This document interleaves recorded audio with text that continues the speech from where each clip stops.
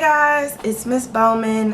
Today I felt like we should go over exponential growth and decay. I know we did this at the beginning of the year. However, I feel like this will be a good review, especially since you guys been out a week and we're going on our second week being out, and just considering what's going on, that we review some exponential growth and some exponential decay related to some situational experiences and what's going on right now. I created a word problem. So I hope you guys enjoy this activity. I hope you guys enjoy this lesson. Yeah, so let's get started. Okay. So today we're going over exponential growth, okay? Our formula for that will be, for growth, will be y equals a times the quantity 1 plus r to the t, okay? Now, a is our initial amount. Our initial amount, meaning what we start with, okay? Our rate is our decimal, and that's if we're given a percent for our rate. So say I'm given 3%, we're going to change that to 0.03, okay? And then our time, our t will be our time.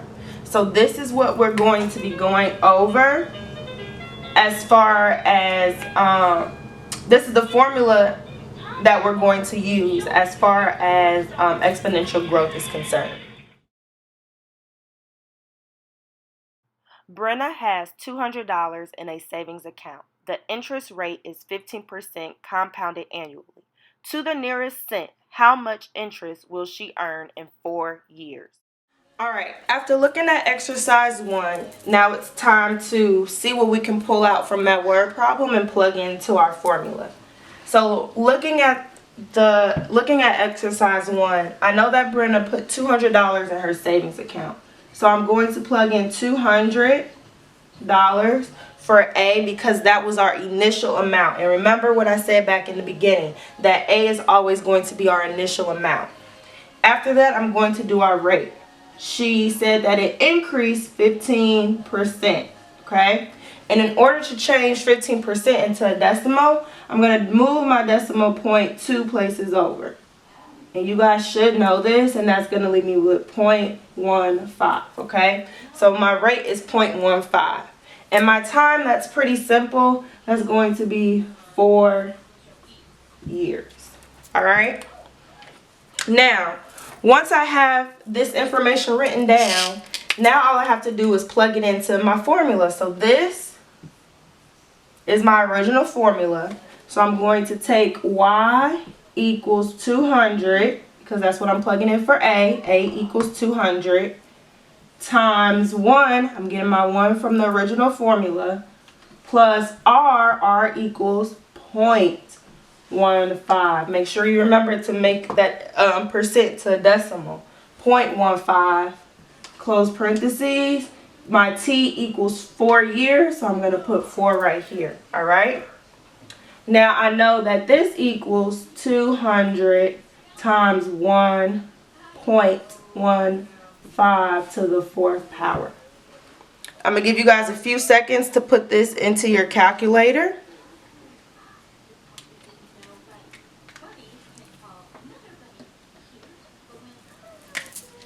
And the answer that you should have gotten for this is $349.80 after 4 years.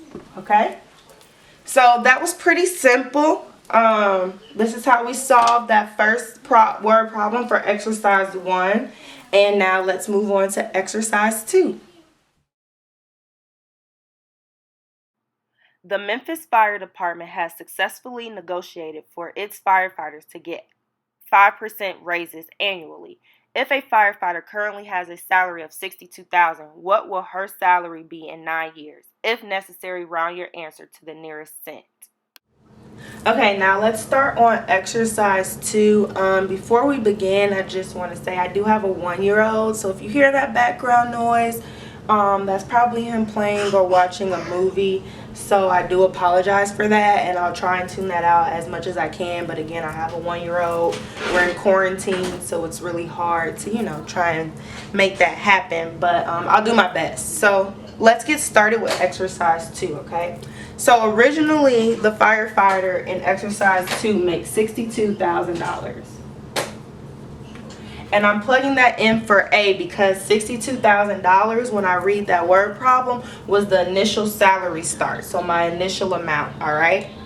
Once I continue to read, I saw that the firefighter would get a 5% raise, all right? Now it said 5%. We know that since it's a percent, I have to change the percent from a percent to a decimal. You move it over 2 places. Again, you should know this. So that's going to leave me with 0.05, okay?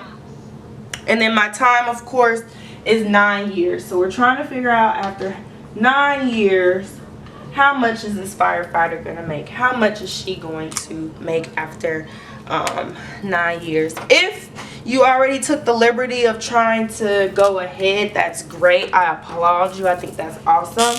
But now I'm about to plug and chug, okay? So, initial amount, I have Y equals 62,000. Oops, the 0, okay?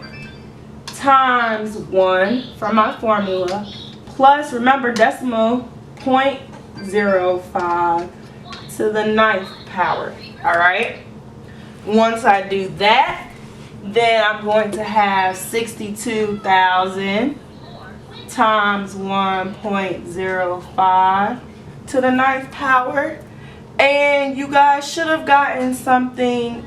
When you plug this into your calculator, plug this in exactly how you see it. The 62,000 in parentheses 1.05 close parentheses to the 9th power, okay? Make sure you plug it in exactly how you see it, okay?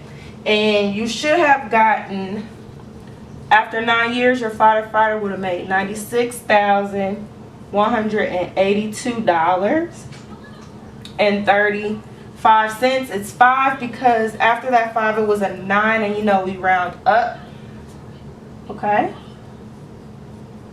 After 9 years. This is my final answer. Okay? So that completes exercise 2. Let's move on to exercise 3.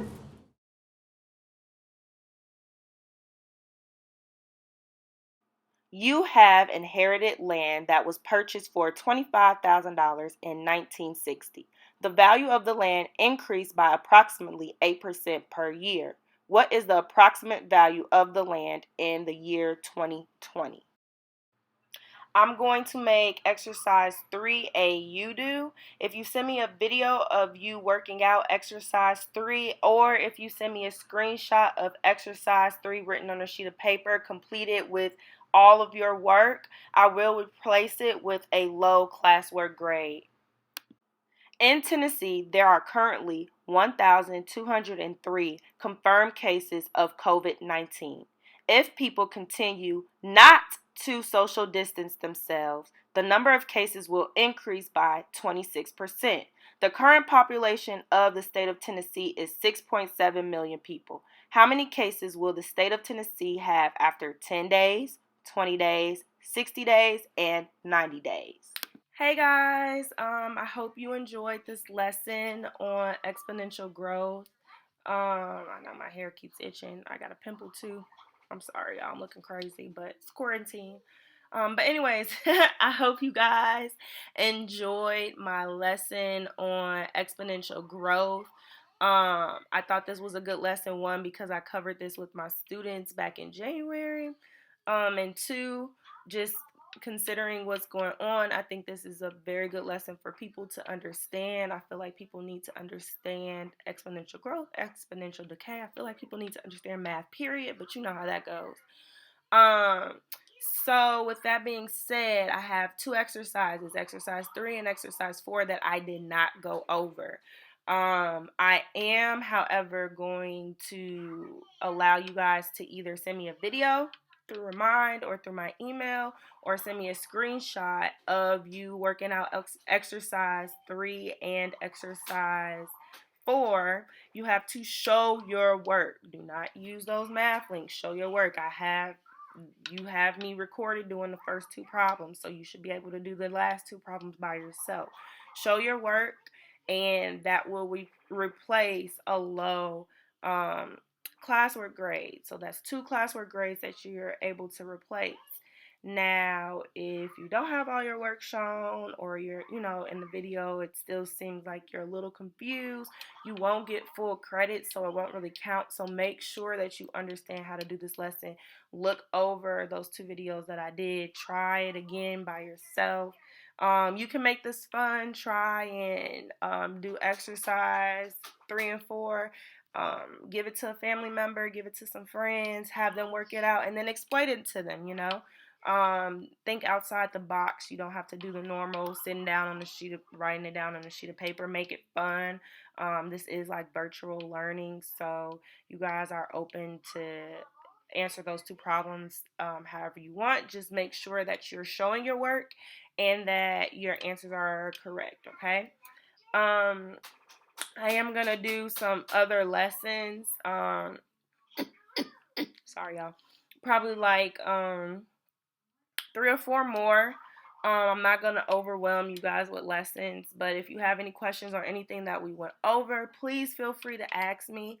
I do want you guys to keep working on math, especially those of you who came into my class at the beginning of the year and you guys weren't really confident in working on or doing math, and now you guys are doing so well. There's a bunch of you guys that I know, if you continue to practice, you guys will really excel at doing math. So I just want to keep your brains and those gears running. Again, please reach out to me if you have any questions. You have Remind. You guys have my email through Remind. I'll post that in there. There's going to be some assignments that you can do on Deltamath that will also replace some of your grades. So I'm just trying to work with you guys, especially those who weren't doing that well, to raise those grades. If you had like a C, B, then you get a chance to get an A. If you had a low A, you want a high A, whatever the case may be. If you just want to practice, just do these problems, you guys. Stay busy, stay focused, stay out of trouble.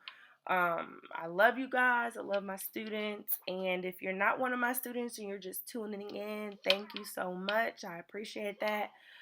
Just to recap, remember, exercise 3 and 4, those are the ones I'm going to replace as a classwork grade, okay, y'all? So I will see you later. I know y'all hear Nolan in the background. Sorry.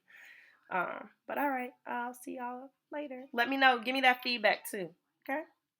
Nice feedback. I mean, if it's, just make it appropriate. All right.